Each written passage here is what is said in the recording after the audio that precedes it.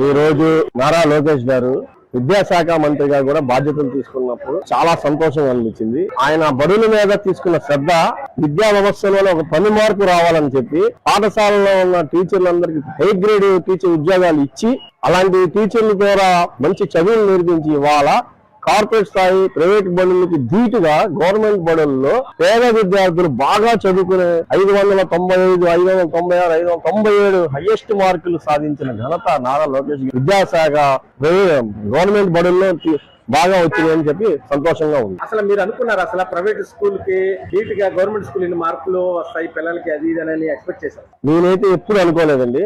ఆధిపత్యంలో ఎప్పుడు ప్రైవేట్ స్కూల్లో ఉండేవి.